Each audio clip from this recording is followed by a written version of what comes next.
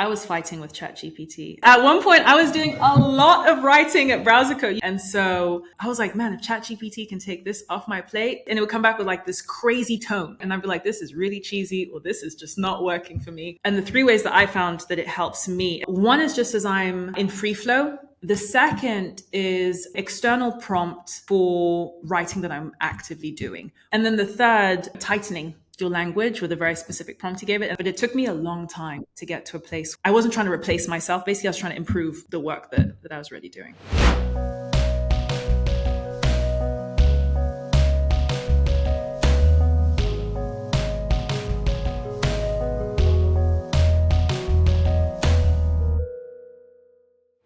Nash, welcome to the show.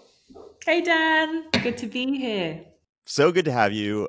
We have been friends for a long time, and I've been an admirer of your work for a long time. And so it's really, really amazing to get to have you on the show.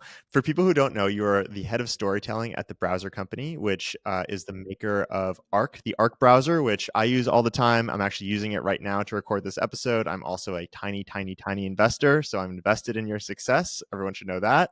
But yeah, it's great to have you. It's good to be here. Yes, I feel like we've known each other through many lives at this point. We have, yeah. We first met when you were working at First Round Capital, and I was doing a little bit of an angel fund with them, and Yes. and we've stayed connected ever since. So the thing I wanted to start with today, we're going to get into some AI use cases, but the thing I wanted to start with today is I am a gigantic admirer of the work that you've done at the browser company. I think everything from your website to your YouTube videos to the way you write job posts, like it's all kind of like has this really interesting aesthetic, and it's different and new, and it's like refreshing. It's like I've never really seen a technology company do like storytelling like this. And I wanted to talk about that. Like I want to talk about how you think about it, how you put that together, how you make sure that everything's on the vibe, how you even articulate or think about the vibe. So let's start there. Perfect. I think the first thing that I would say is even the examples that you've given, it's the feel of the team in many ways. And I think that I remember when Josh first approached me, and we hadn't even landed on the name storytelling yet. It was like, there's this role. I think that it feels like it has your name on it. And then we landed on storytelling, and I was like, I feel like the browser company is pretty good at storytelling already, you know? And so like even the browser.company website, that was before there was ever a product that Josh and Nate had put that together. And so I think that there's something about the DNA of this company, which is people who love the product that we're building, love the potential of technology, but also love something outside of technology. And so when I think of our storytelling, I think of Carla, who leads brand. And so a lot of the visual field, and who's an artist who lives up in Harlem with her family and brings a lot of external feel to the work that she does. I think of Josh Lee, who was a filmmaker, documentary creator before joining the browser company. I think of myself. I love writing outside of Browser Co. And so I think that was always my biggest hope, was that we would challenge what a tech company felt like and how it would show up in the world. And I think that comes a lot from just having people who care about things outside of this industry. That makes total sense. And I love that you're bringing in the team, but I also want to gas you up a little bit. Like you're doing amazing stuff. Like tell us about like what you are doing, like what you are bringing to the browser company, in like what storytelling actually means to you, and what part do you have to play in what you guys put out? Yeah. So I think there's two things that I believe fundamentally in terms of storytelling. The first is that it always starts with people, and it always has to do with people, whether it's the people that you're talking to or it's the people that are creating your product. And so I remember in 2022, we were doing this presentation for the team. It was like 6 months into creating the storytelling team. And we were thinking about, what is the browser company brand? And one of the decisions was that we didn't really have a brand. It was people building a product. And so if you think about storytelling over the last 3 years, I'd say there's been like 3 iterations of it, where year 1, 2022 was really, can we bring our team to the forefront? Can we be people building a product in a way that you're, sharing behind the scenes in ways that's never been done by folks before? And so we really started with with these videos that were people sharing how we're thinking about performance or how we're thinking about Swift on Windows or why we stopped shipping for a month. And it was always the team sharing the story. And so 2022 was really about blurring the lines between company and our members, as we call them, in a way that hadn't been done before. And then 2023 was really about thinking about inversion. And it's another thing that I like to think about is how do you invert the narrative? How do you take what everyone else is saying and do it differently or tell it in fresh and new ways? And it was really inverting how we did releases. And so if you think about our Arc Max release, which was in October, wave one of AI, when everything was so big and world changing, and it was like a year after ChatGPT had been released initially.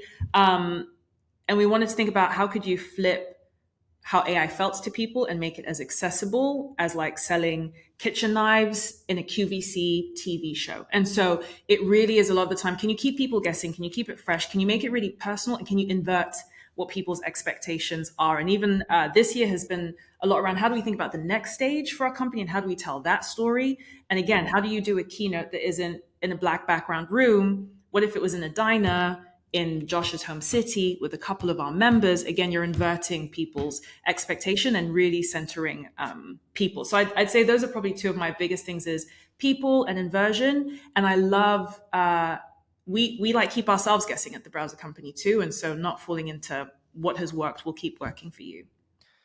That's so amazing. You said so many things I want to follow up on. Like the first one that comes to mind is thinking about companies as collections of people and telling stories from that perspective instead of sort of like this formless mass. Like I think a good example would be like at Hertz, like everyone wears the Hertz uniform. Like they're not individuals. They're like it's Hertz. It's the physical embodiment of Hertz. And it sounds like you're kind of like flipping that on its head a little bit. Where did that come from? Like how is that coming out of your head or the team's collective brains? Like how are you coming to like, oh, I have this like cool new way to talk about companies and storytell about companies and its individuals? Like tell me about that. So I think two things. I think at the high level and then really tactically, one of the things that we do at Browser Co, which I love. So the people first is also a question of, it's strategic too, because what can our competitors not do? Our competitors are the Chromes of the world, the Safaris, which are part of Apple, and they're too big to center people, and it's too scary to center people because that comes with its risk of, people have their own opinions and they show up in their own ways, and you lose a sense of, of polish in some ways when you let it be spiky. And I remember one time I was speaking to a dear friend who led marketing for another company, and we were talking about our first big article that was going to be in a publication, and she was like, oh yeah, like what is the thread across the people who will be interviewed? What are they wearing? Are they wearing similar clothes? Is it the similar story? And I remember talking about it with Josh, and we were like, oh, no, so-and-so is going to wear a knitted jumper because she loves knitting and that's who she is. And so-and-so is going to wear a Hawaiian shirt if he wants to, because that's who he is. And that's the browser company. Like it is organized chaos in some ways. And it is an inversion of what you would expect as like the Hertz veneer. So I think at the highest level, I'm trying to think where it came from it just felt more authentic because I think that people are tired of things being overly curated. And I think that I wouldn't still be in technology if it weren't for the browser company. And I know there are many people at this company for whom this is like their time to like build the product that they want to see. I would be out somewhere writing a book, which we've talked about many times before. So it was, if I was going to do this role and stay in technology, it was to do something different and to really push the boundaries. And part of that meant it's just about, I fundamentally believe it's about people. From a more tactical perspective, we have this meeting that I love called Writer's Room. And it's the storytelling crew. It's myself, Josh Lee, Cyrus, who works with us on video, Carla, who leads brand, Jess, who's a brand designer here as well, Devin on the growth team.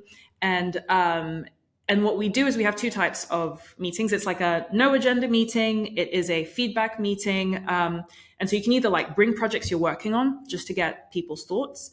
or we have go wide meetings, which is where somebody has like a project that they're kicking off and they just want to go as wide as we can and throw out the biggest ideas and pull from everywhere other than technology. And I would much rather we start here and bring it back to what's possible than start from what's possible and what we know and work our way out of there. And so our biggest moments, whether it is Arc Max or it is our Act 2 video this year, or it is Boost, or all of those have come from a writer's room where you really give people the chance to go wide, pull from outside, and then bring it into, okay, what are we going to do with that? That's fascinating. How does that work? So when you're going to a go wide meeting, does everybody pull a bunch of references together, or is someone who's the person who's presenting, are they responsible for just like coming to the meeting with all the references and doing all the stuff and then everyone just reacts, or how does it work? No, it will be something like, hey, I'm kicking off this project. I'm, for example, one of the thoughts that we had, which we like never did, was when we were thinking about how would we want to tell the story of Arc and what's possible. And so it was a go wide meeting. Hey, I want to talk about this topic. Here's like a write up. I think it was Josh Lee and I who'd like collaborated on bringing this to the team. Here are the goals, and I just want to talk about this for like however long we have. And then everyone will either read that the night before or come with some thoughts the morning of, or do like a voiceover coming into the meeting. And then it's riffing.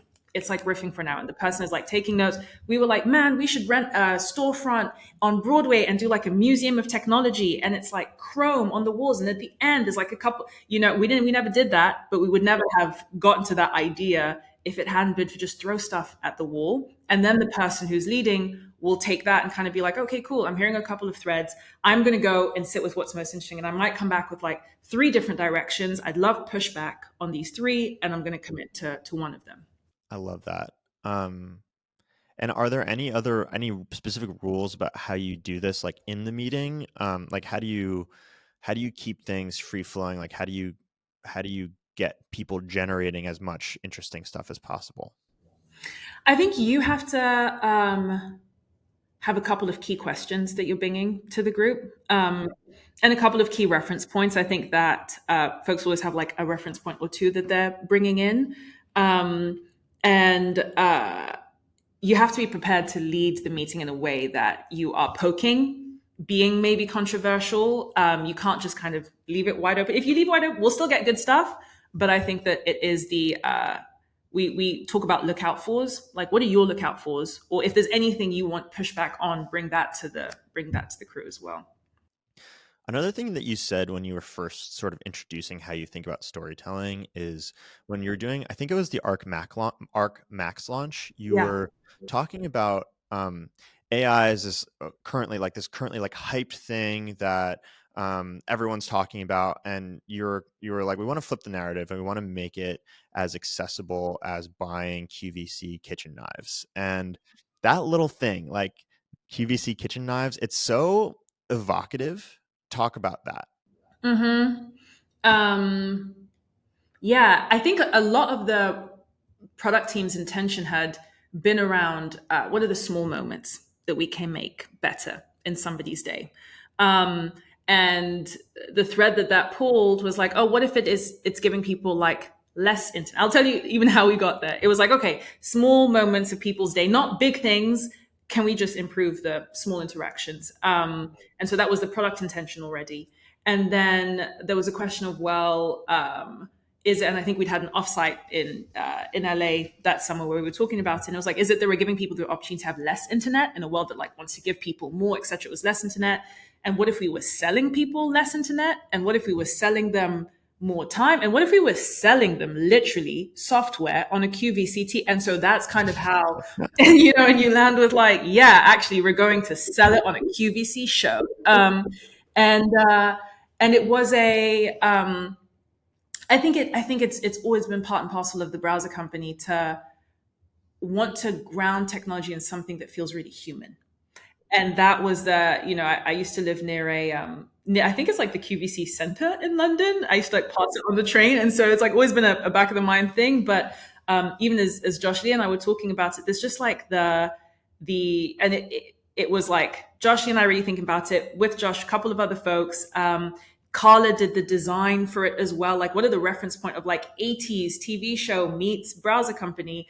And what are the human elements that many people will actually be able to see and feel. And that's one that sometimes you just know when something's captured. That also to the question around writer's room, you know when something's capturing the imagination of the people around the table, and like pull it.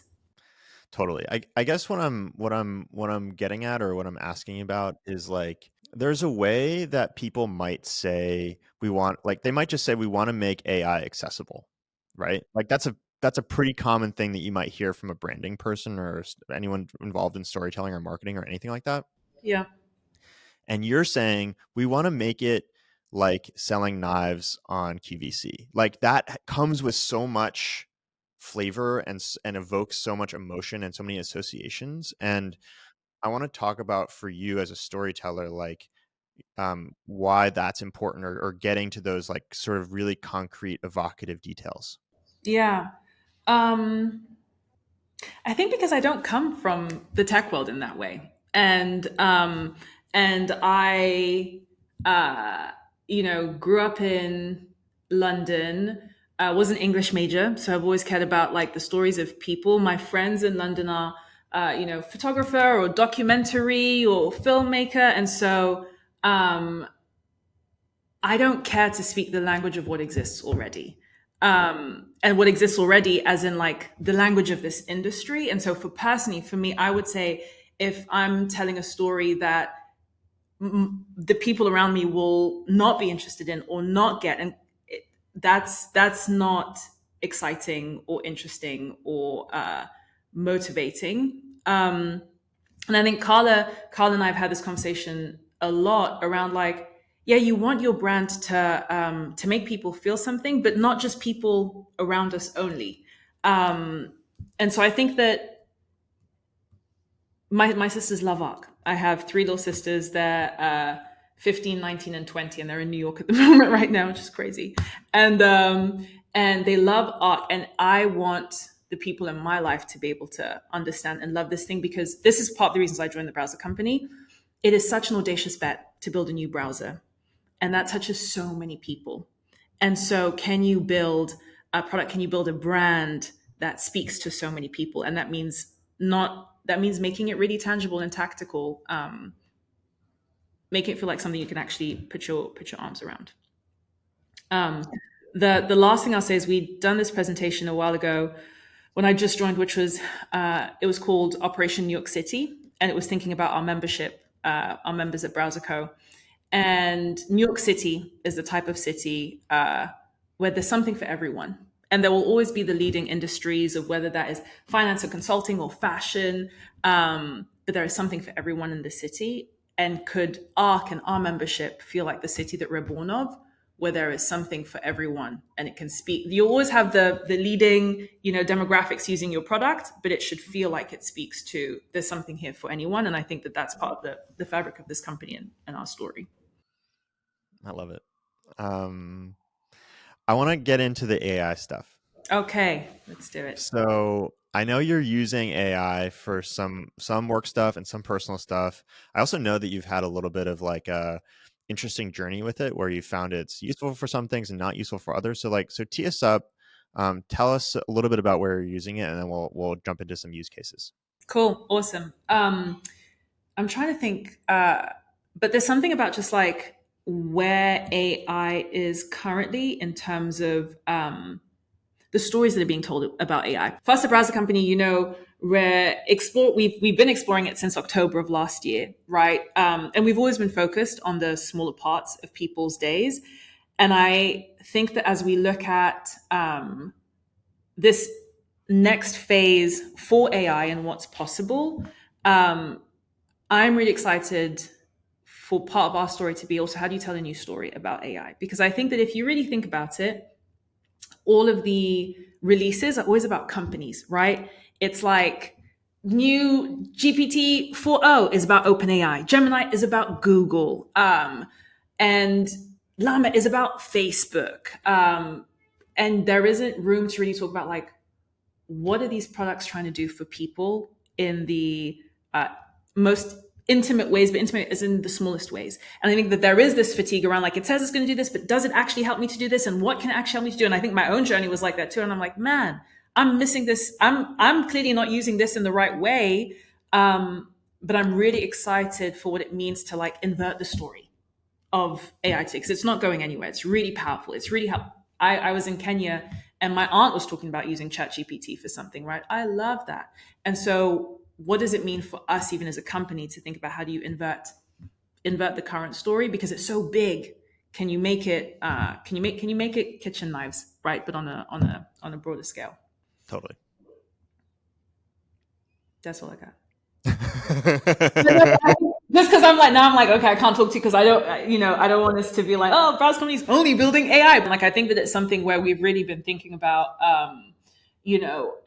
how much do you put like if you are building AI into your product and Hush so we're really exploring what that can mean like how do you own the fact that you are building maybe an AI first product or whatever that may be but without falling into the existing narrative because it's tired and it's fatigued and there is that weight around it. I think that's one of the interesting things is like most companies when they think about participating in AI are like framing it around keeping up.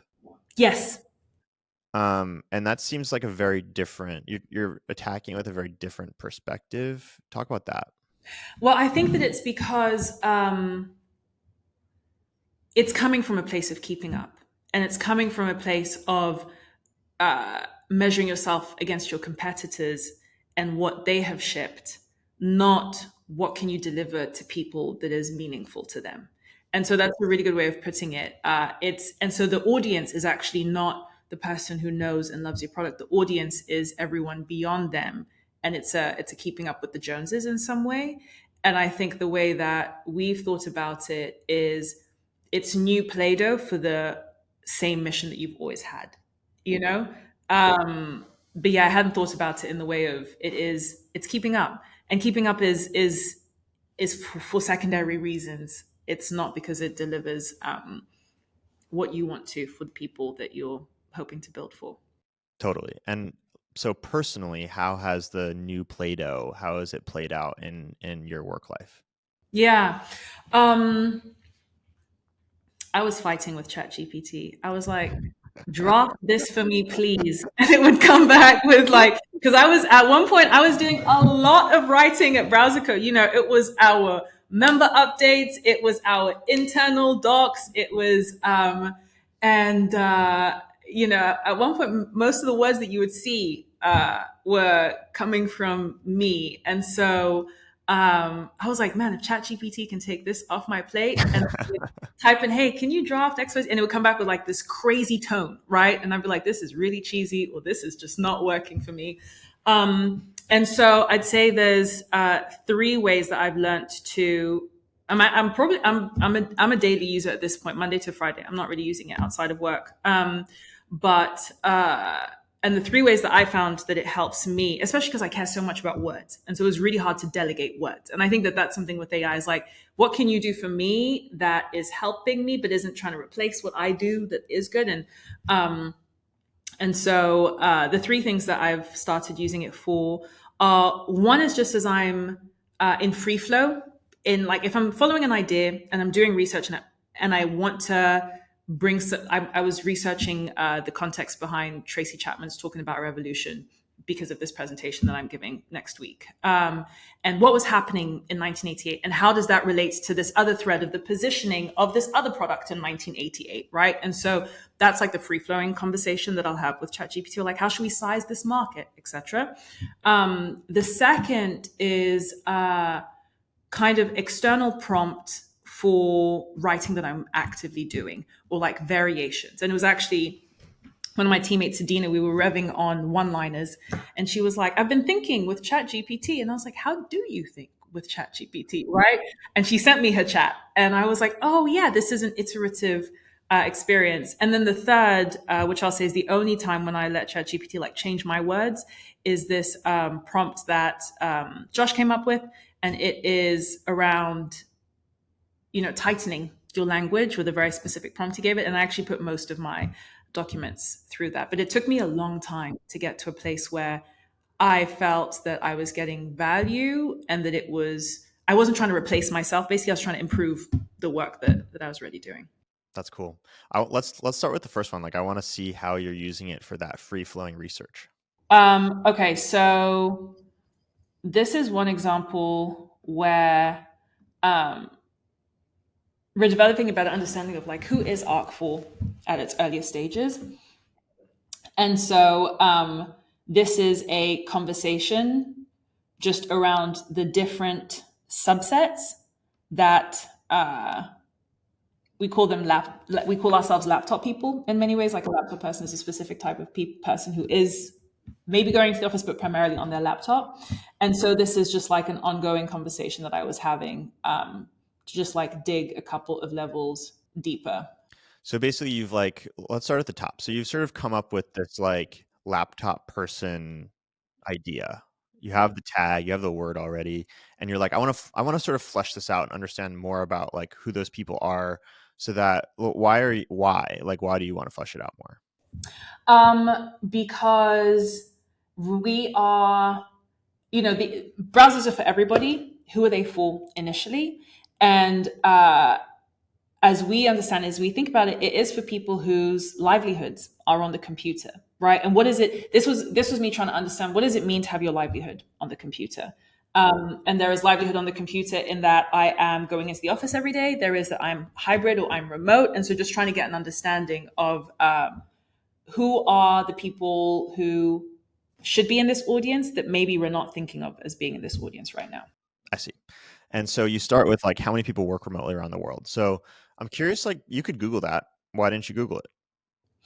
Because now I'm in Statista and I'm in this other place, and I would much rather have a couple of websites summarized. And because I knew that I wanted to do a deeper dive than go through 7 different pages that are giving me information in an unnuanced way. And so I knew that I wanted to go a couple of levels deeper here. Okay, what's Statista? Oh, Statista is like, if ever you look up like how many people use Mac or Windows, I it'll see. give you, yes, it'll give you like a website with a graph, and that's the end of the information. Okay, that makes sense. Okay, so you asked how many people work remotely around the world, and it's saying, as of 2014, it's estimated that 35% of workers are working globally. So it's giving you like a little bit of an answer. And then you say, can you give me an estimate of what you mean when you say hundreds of millions of people worldwide are now working remotely? So like you're basically asking it to like go deeper in a particular part of the answer it gave you. Is that right? Yeah. Because if I'm trying to understand an initial target market, I need it to be much more specific than hundreds of millions. Okay, cool. And let's keep going down the chat. Mm-hmm. So it says, when I say hundreds of millions of people worldwide are now working remotely, I'm referring to an estimated range of 500 million to 1 billion people. So it's giving you a more specific number to work from. And then and now you're kind of your next follow-up is like, which industries lend themselves to remote work more than others? So like you started with like this initial sizing, Yeah. and then now you're kind of like, okay, I want to cut up the kind of remote work industry into like um, industries that maybe are like leaning more towards that kind of work than others, right? Yes, because what I want to develop is I want to develop a hypothesis around at the most granular level who is this person that we're thinking of, and so part of that is what do they do, right? And there's only so far that I can think of what they may do. And so yeah, the whole goal of this is to go from like a macro statement to actually being able to envision this person as we're doing research and meeting loads of different people who are ARC members and not ARC members, trying to feel out the edges of the world here. Okay, that makes sense. So you're saying which industries lend themselves to remote work, and it says technology.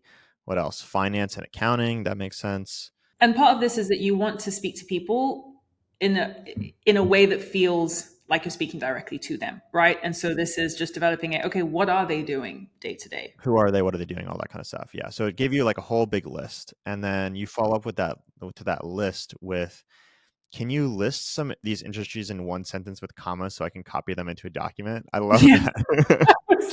I was like, this is great. I don't want to. Thanks. I think that like ChatGPT's like reformatting capabilities are like actually really underrated as a time saver. Something like that, it's a task like that might have taken you like 5 minutes to do, but sometimes you have lists that are like gigantic and it would take you like an hour or two and it just does it in an instant. It's so nice. It's great. One of the things that we've been using it for as well is we've been experimenting with a podcast called Imagining Arc that is just weekly diary updates from Josh. And uh, here's the transcript, make it into a 2 sentence description that sounds like a description for X other podcast is also just like those types of tasks that That's cool. So let's keep going. So it gave you that list, and then so now you're getting even more granular with the list. It's giving you like the list of technology, finance, accounting, and you're like, okay, how many people are in those industries? Mhm. It's basically doing the research of like going to different articles and then summarizing what it finds for you in Yeah. one response, so you don't have to open up a bunch of tabs. And part of this is also developing an understanding.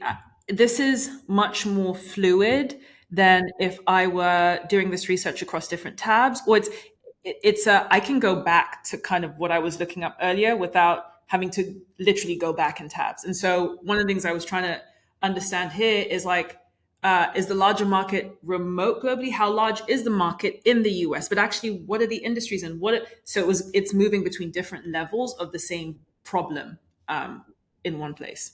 And how are you checking all this stuff? Because like for me, sometimes like looking at an answer like that, I'm like, okay, that might be right, but also like I don't know. Are you Yeah, checking? Like, yeah, I clicked through a couple of these links and then I would like, for example, at one point you'll hear me ask about freelancers. And it was like, oh, freelancers is 1.5 billion in the world. And I was like, oh, but remote is 1 billion. So, like, how are we? And so that's when I might go and do yeah. some additional research. That makes sense. Sorry, there's someone. Okay. Yeah, that makes sense. So, okay, so let's keep going. Mm-hmm. So we've got our estimates. You're continuing to ask it to like refine that down. Mm-hmm. Talking about students. And now you're like getting into students, like how many students are in the U.S. Mm-hmm. How many remote workers in the U.S. Yeah, tell us like I guess let's like keep scrolling through. I kind of want to see if there's Yeah. other ways that you're slicing things. So continuing to kind of like follow up I'm like on all asking the. ChatGPT all of the same questions in different variations as I I read mean, this. it makes sense. Like it's really good for that. I think it's underrated how good it is for asking repetitive, annoying questions that like you can't ask anyone else because they get mad at you. You know? Yeah, yeah, and when you're trying to develop a perspective, this is like I'm developing an opinion. It's not I am trying to get it down to a T. It's I'm trying to the adjacent work that I'm doing right now is like I'm going from like this is the world to this is the inner circle, and what are the levels between that? And so that's what I was trying to like work through and estimate. But yeah, this is uh, I'm trying to develop a perspective while I'm doing this, basically. Yeah, one of the things that you brought up earlier is sort of using this kind of free flowing research style to like understand a context. So like I think you brought up like Tracy Chapman's like one of Tracy Chapman's songs or albums. Mm-hmm. I can't remember. Um, I'd love to see how you do it for something like that where you're, and I don't know if you can share that specific one, but Cool.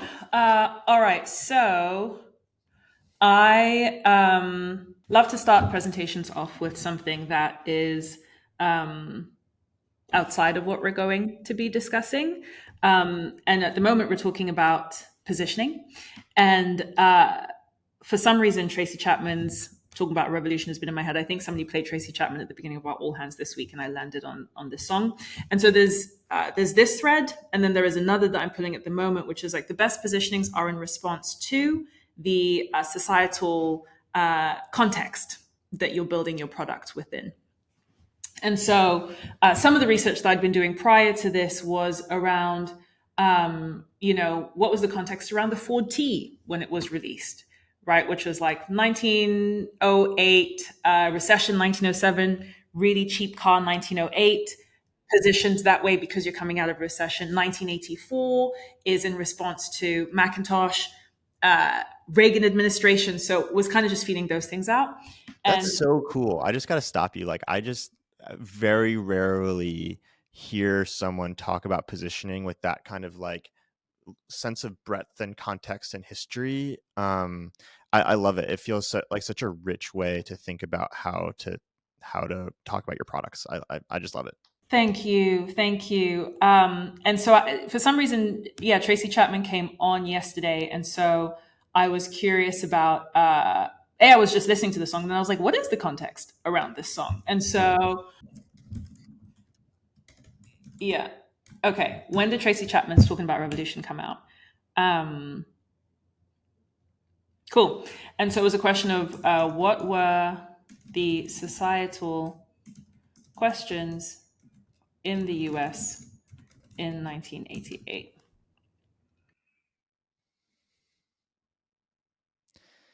And it's saying like, economic inequality and poverty. So like widening economic disparities, homelessness, race relations and civil rights, racial tensions, affirmative action, the AIDS epidemic, the war on drugs, the Cold War and nuclear anxiety. Yeah. There was a lot going on. It's Oh. I'm like, I thought we had it I complicated. Like, know. whoa. And so then part of my question was like, then I remember seeing something about Reagan here, and I was like, oh, when was Reagan? Is that how you spell Reagan? No, you got it right the first time. When did REA, yeah. Thank you, presidency end. Yeah. Go on.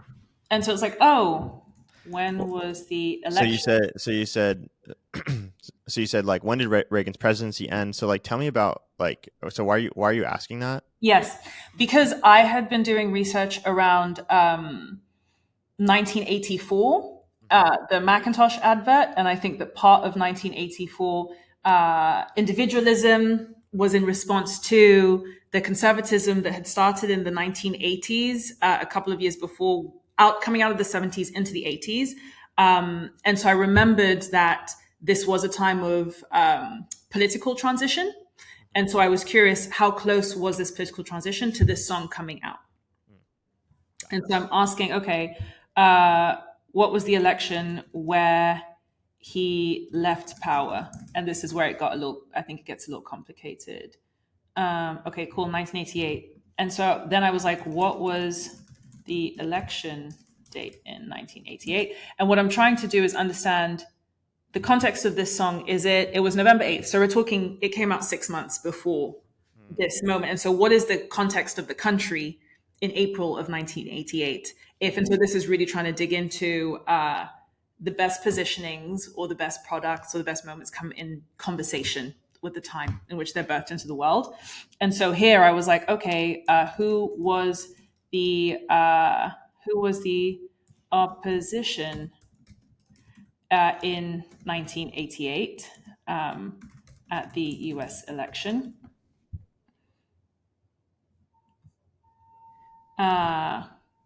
Michael Dukakis. And He's what? the guy. I think he was like he rode a tank famously and like wore a helmet, and everyone thought he was kind of like a little too nerdy or something to be president.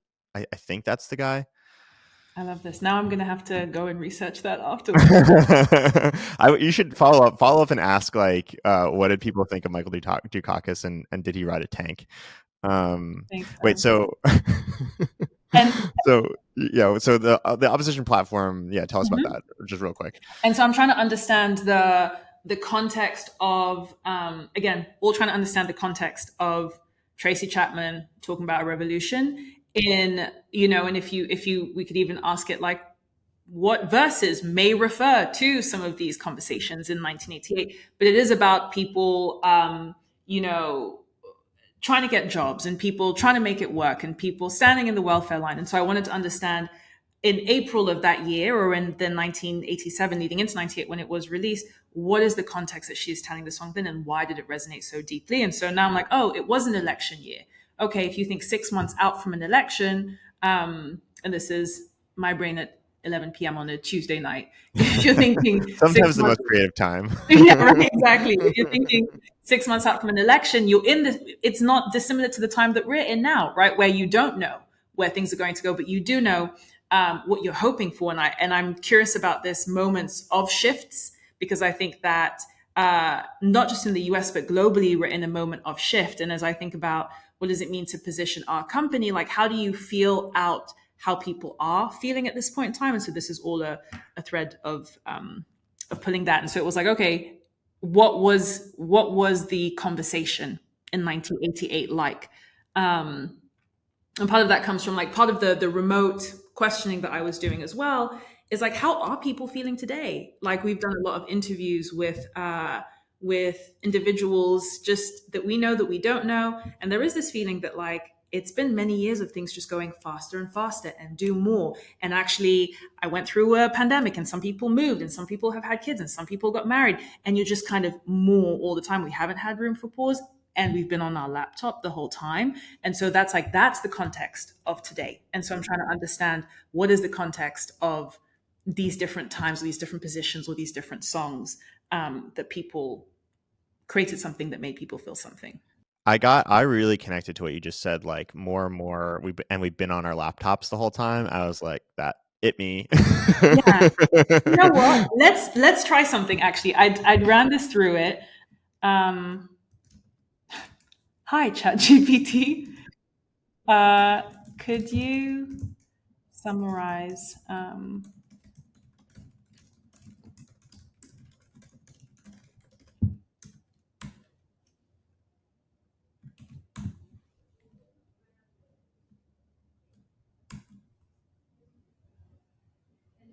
Cool.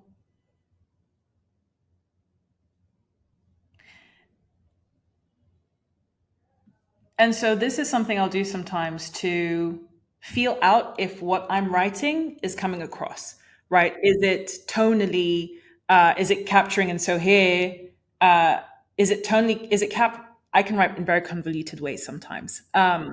Is it capturing the message I want to come across? Is it capturing tonally tone is compassionate and supportive. And so I wrote this just because it came out of my brain last week.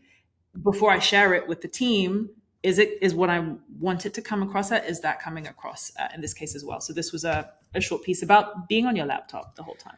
So you're using it sort of like as a gut check, or like just a little sanity check of like, this is what my gut says, or this is what I'm trying to do, and I'm not going to tell you what I'm trying to do. I'm just going to ask you to summarize what you see. Mm-hmm. And it's sort of like acting as a little bit of a mirror that's like maybe Yeah. slightly more objective than you can be on Tuesday at 11 o'clock at night before you Yes. share it with your team. Yeah. Yes.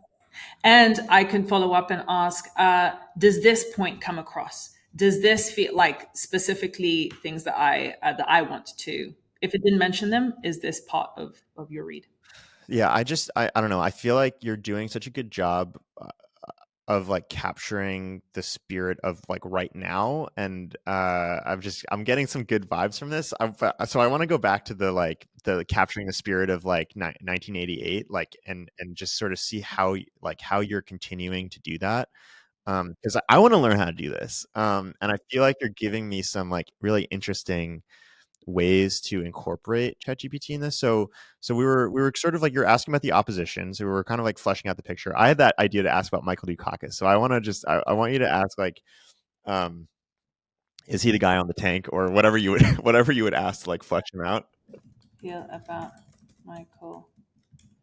Uh, Let me ask what did people think? What do people think about And Michael then I'll ask, was he Dukakis? the guy on the tank? Okay, so it's saying it was, they think it was mixed. So what I would probably do right now is I would be like, hey, ChatGPT, um, can you give me this response in 3 paragraphs max? Got it. So basically, we got a response, and you're like, I want it in a couple paragraphs.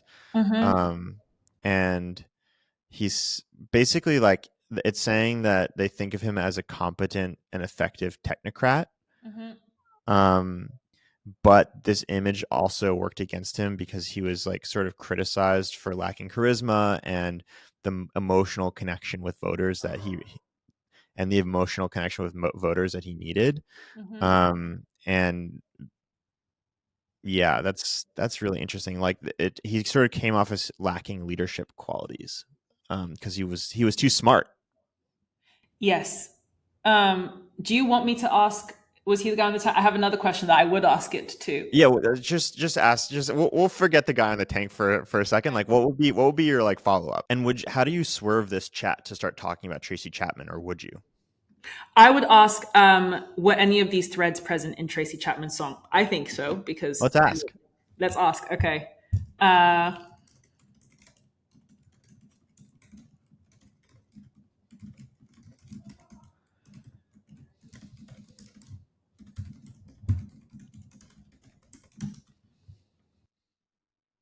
So it's saying yes, several threads were present in the U.S. in 1988 are reflected in Tracy Chapman's song.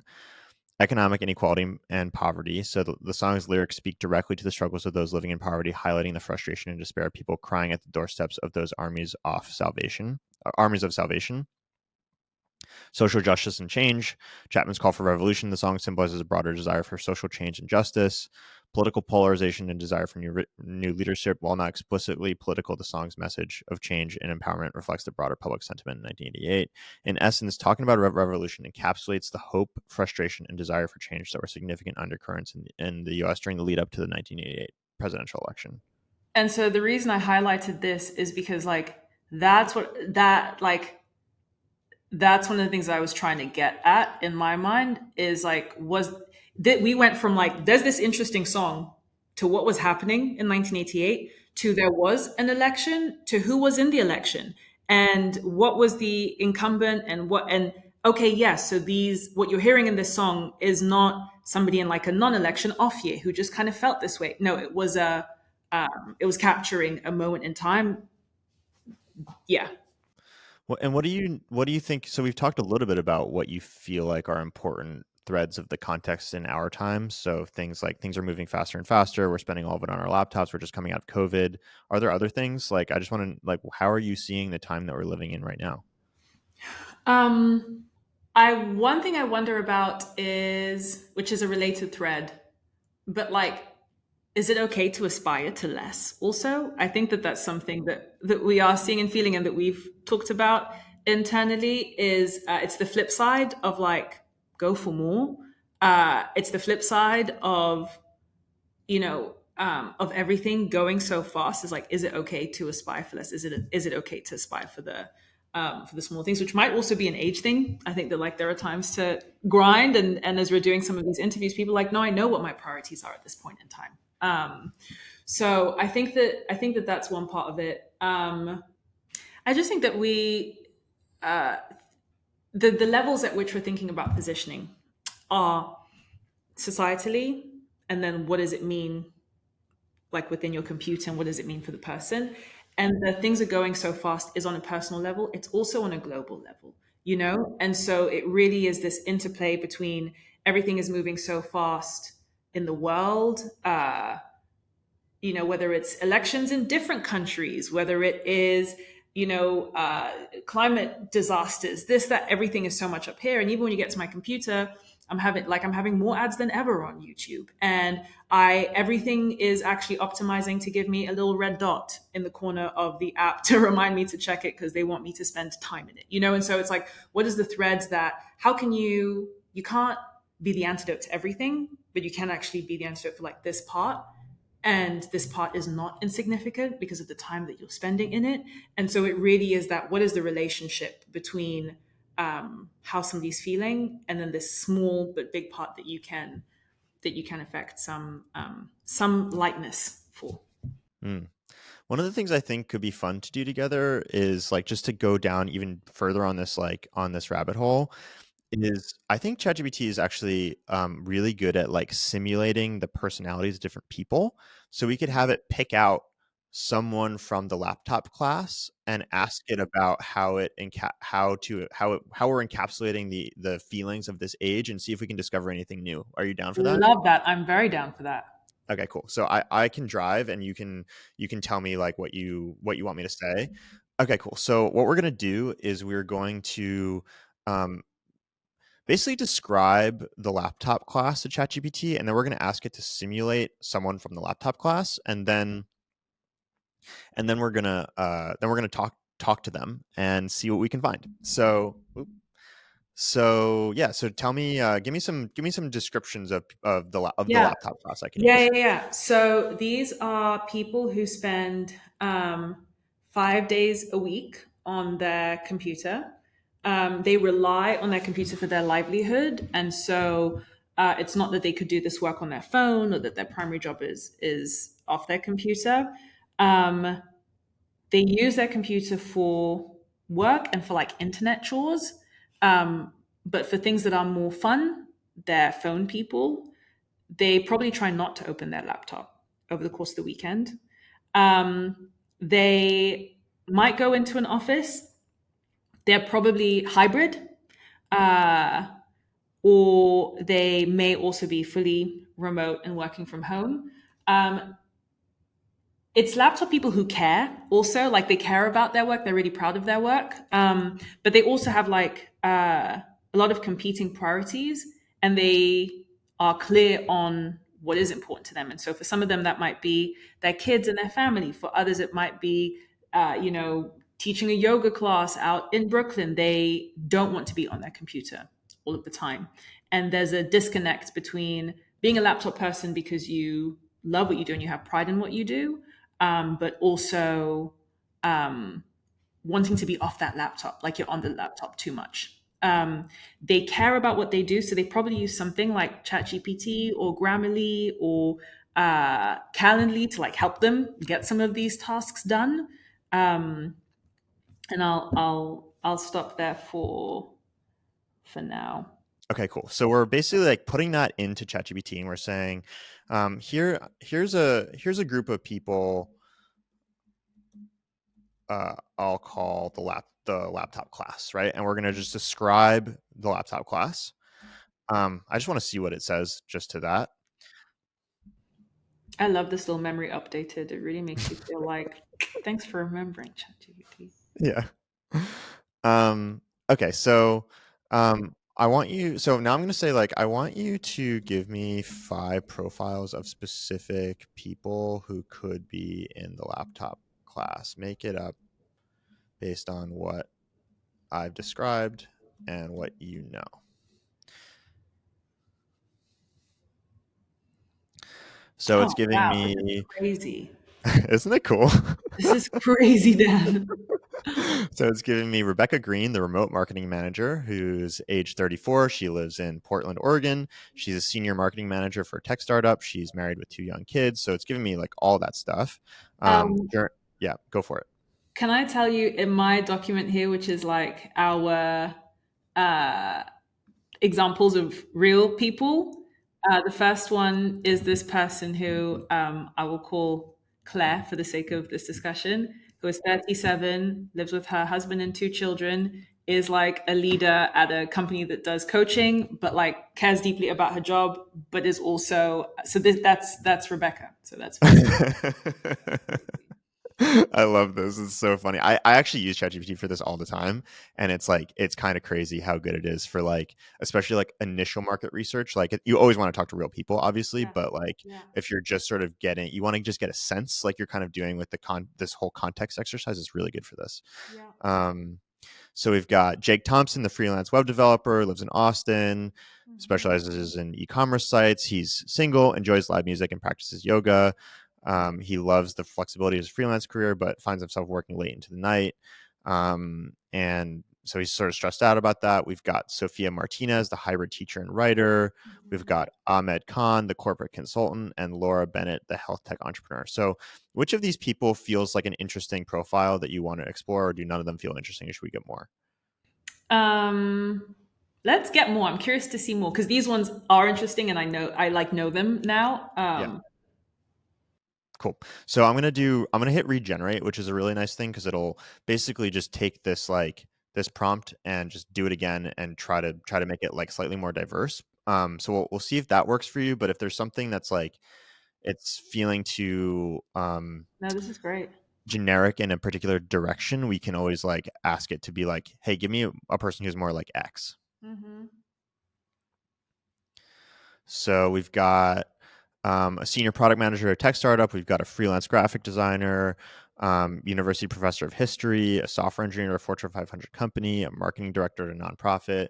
Any of these stick out to you, or should we push it in a new Let's direction? do Aisha. Okay. Aisha Khan. So Aisha is the marketing director at a nonprofit. She lives in Washington, D.C. She's in her late 30s. She works in a hybrid role, balancing in-office meetings with remote strategy sessions. Okay, cool. So great. I'm going to say, please, I'll write it out.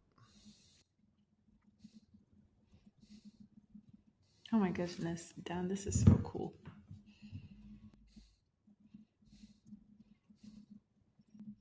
Okay, so I'm going to say, great, please write me a detailed profile of Aisha. It should be so detailed that another AI could take on her personality and simulate everything important about her, how she thinks, and her worldview. So this is, oops. So we got an error. Oh, they broke it. So now we're getting deep into Aisha. We're getting like a detailed profile, physical description, basic information, background and upbringing, education and early career, current role and work philosophy, and yeah, this is like super. This is like super detailed. It's a biography. Yeah, this is crazy. How does it generate this type of depth about a person that we've made up together? I don't know. Your guess is as good as mine. I mean, I think like there's a lot of this type of stuff on the internet where it's like Yeah. people talking about different types of personalities and different people and how they think and all that kind of stuff.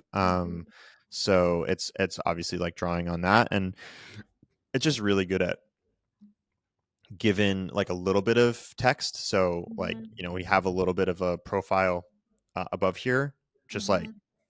just exploding that out into something more detailed is like really really good at that. So what I'm going to do is I'm going to take this profile, I'm going to copy it, and I'm going to open up a new chat. I'm going to say I want you to simulate this person so I can talk to them. And I'll say also only respond as this person, just to make sure it kind of captures it. And let's see how it does. This is a really long prompt, so sometimes it gets like a little bit confused and forgets. Oh, Mm-hmm. so we've got Aisha. So Hey, Aisha. so yeah, what would you want to know about Aisha to kind of like help with this positioning exercise? Um, I want to ask Aisha how she's feeling today. All right, how are you feeling today? Aisha says she's feeling centered and focused. Thank you for asking. I've been balancing a few projects at work, but I made sure to start my morning with some yoga, which always helps me stay grounded. How about you? How are you feeling? I'm good. I'm curious what your first 10 minutes are like when you sit down to start your work every day. And maybe it's what your first 10 minutes on your laptop are like when you sit down. Be detailed and specific and honest. I'm going to say. See what that does. My first 10 minutes at work are a crucial part of setting the tone for the day. Here's how it typically goes. Log in and settle in. I start by logging into my laptop, making sure everything is in place. My coffee is within reach. My notebook is open beside me. My phone is on silent to minimize distractions. I like to have a clean and organized workspace. So if anything's left from the previous day, I'll tidy it up. Then I check my calendar. The first thing I do on my laptop is open my calendar. I review the meetings scheduled. If there are back-to-back meetings, I mentally prepare myself for a more intense day. This gives me a sense of how much uninterrupted work time I have, which helps me prioritize tasks. That's actually like quite insightful. I do that too. Mhm. You're like, hey, we are Um, all Aisha. yeah. Skim through emails and messages. Next, I open Slack and check for any urgent messages, scan for anything that requires immediate attention, review to-do lists, and then a brief moment of reflection. So I think this is reasonable. It's probably like a little bit generic. Mhm. How are you feeling about it? It is a little bit generic. I mean, it's true. What like the next question I would want to ask with people would be like, uh, what part of that do they most enjoy and do they least enjoy? I will also say we can push it to be less generic. So Oh, please if do. it's I would love that. feeling like Yeah, we want something else, we can do that. yeah. Do you most enjoy and least enjoy? Actually, before we do that, I want to just press redo once just to like see What like comes? okay, yeah, what could happen? I want to explore the space a little, the space of possibilities. Hmm. So opening ritual, I begin by opening my laptop and launching a few key apps. These are my lifelines. Workspace setup. While my computer is waking up, I'll take a moment to adjust my workspace. Quick review of the day, email check in, Slack messages, prioritizing tasks, setting intentions. So, more or less the same, but there's like this one feels a little more like spiritual or something, like opening ritual and Hmm. setting intentions, which is kind of interesting. Hmm. So maybe we can go with that one. So I'm going to say, what parts of this do you most enjoy and least enjoy? Okay, she most enjoys the part where she sets her intentions. I least enjoy scanning through emails and Slack messages. Same, Aisha. Right, right. Okay, it can feel overwhelming. There you go. Especially if there are unexplained issues. What about it feels overwhelming? What about it feels overwhelming? Be really specific. The overwhelming part comes from a few things: volume and urgency, context switching, pressure to respond, unplanned tasks, emotional weight. These factors combine to create a sense of being pulled in multiple directions at once, which is why I try to keep this part of my morning routine as streamlined and brief as possible. Cool. It's interesting because it's a variation of what you hear from people, right? But Mhm. I think that this is where you or I would want to just like understand this person even a little bit more. So yeah, tell me more. Like where does this go for you, or what would you want to ask more of? Like how would Yeah, or you? maybe Yeah, it's I would want to, because what I'm trying to understand in this case is like what is causing the overwhelm for people, right? And if there's anything that they could remove from here or that would change how they're feeling in that instant, what would it be? Or from a higher level, like I mean, maybe ask Aisha, when else do you feel overwhelmed? I'd be curious. Uh, one of the things while it's responding, so I'm saying, when else do you feel overwhelmed? One of the things while it's responding, like yeah. this pressure to respond thing is really interesting. It's like Mm-hmm. that feeling. I know that feeling of like weight that comes over you, and expectation, and like it is to some degree driven by like the outside environment, and it's like to some degree driven by like those little beeps of like the red lights of the notifications, but it's also very internal. It's like I feel like I want to live up to all these like expectations, you know. Yes. Uh-huh. I think that that's something we've talked a little bit about is it's also the like wanting to be on it for other people or not let down other people Totally. or for yourself. Okay, so we asked Aisha where she feels overwhelmed. We got back-to-back meetings, tight deadlines, unclear expectations, managing team conflicts, information overload, um, personal life demands.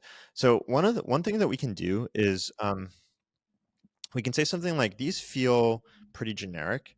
Can you tell me things that only Aisha might say to a question like this? Make sure it's really specific to you. So Aisha says like fundraising events is a place where she feels particularly overwhelmed, and so this is where we're starting to get into like Her job. this This is is her.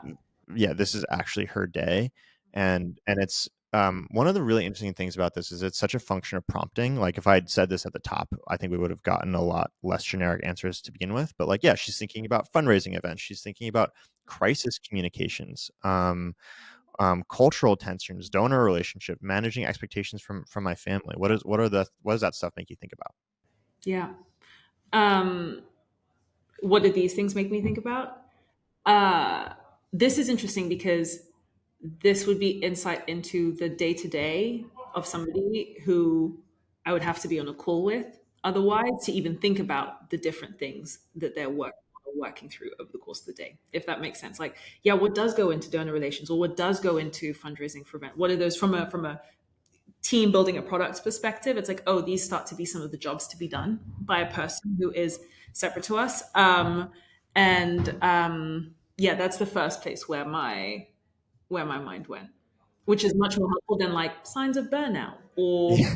you know, Totally. I want to go back to now you're making me think. I want to go back to our original question. Like, yeah. what I'm good. Like, I'm curious about what the first 10 days of your life are like. And I'm just going to add in, can you like just tell me things that only Aisha might say to a question like this, and make sure it's specific to you, and see how it changes it. Like, see if it changes it from the opening ritual, workspace setup, all that kind of stuff, to something that makes us like see her day a little bit more.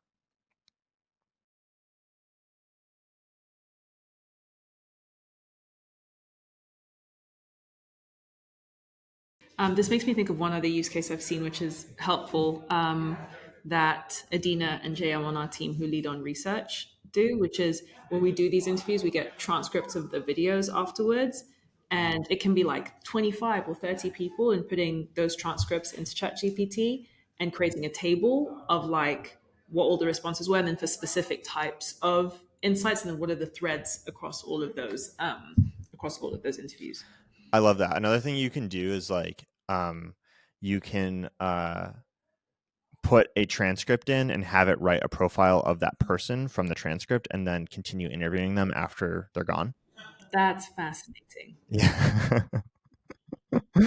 um, okay, so we got like a slightly more detailed, response from Aisha, saying things that only Aisha would know. I would say it's still like a little bit more generic than we might like, but it's starting to feel more visceral and visual. And I think with a little bit more tweaking, we could probably Get get to somewhere good. But like, I just, I think going back to that sort of, that other response we got, where it's like talking about crisis comms, and you're like, okay, now I'm like, it's saying things where I'm getting into the world a little bit in a way that I wouldn't be able to otherwise. that made me think of is then I was like, oh, what if I could talk to Tracy Chapman in 1988? And then I was thinking about another example of the positioning, which was the Ford T in 1908. That the whole positioning around it was like, buy a Ford T and then buy more with what you have left over. And it was cost. It was every man's car because it was a cheaper alternative. And it came on the tail end of a recession in 1907, which is probably what played into its positioning at that point in time. And the overall cultural feeling was probably like, I'm broke, right? And so it's not like you're broke, here's a car. It's like, no, do this and do more after it. And so what we did with Tracy Chapman, I would probably be interested in like diving into, understanding the context, but from the perspective of the team or people who would have participated in, had that context in 1908. Yeah, I think this is a fantastic use of language models. Like, I'm kind of buzzing right now, because like, it's so valuable to capture a gestalt of like an age. And usually the way to capture a gestalt is you go and you read a bunch of stuff, and like, you just like, if you spend like a couple weeks doing that, you get this like, this residue that just like accumulates in your body, that's like the vibe. And then that's what lets you like, do the positioning or write the piece or like whatever. I'm doing this right now with like, I'm writing a piece about ancient Greece, and like, I'm doing the same thing, and I'm just trying to get the vibe. And it's such a powerful shortcut to just use this. And I'm the ChatGPT AI guy. I don't know why Right, right, why right. I haven't There been you doing go. There you go. that. I love it. Yeah, it's really true because it's that you're steeping yourself in something, and it's so impersonal, or it's just like tab after tab of text after text. So I'm probably going to try and recreate what you did here afterwards for my little 4T folks in I 1908. love that. Well, we had more to cover, but we are unfortunately out of time. We'll have to have you back for another episode. Maybe around one of ARC's new launches. Yes, there We'll we see. go. Hmm. But this is fantastic. Thank you so much for doing Thank this. you, Dan. Thank you.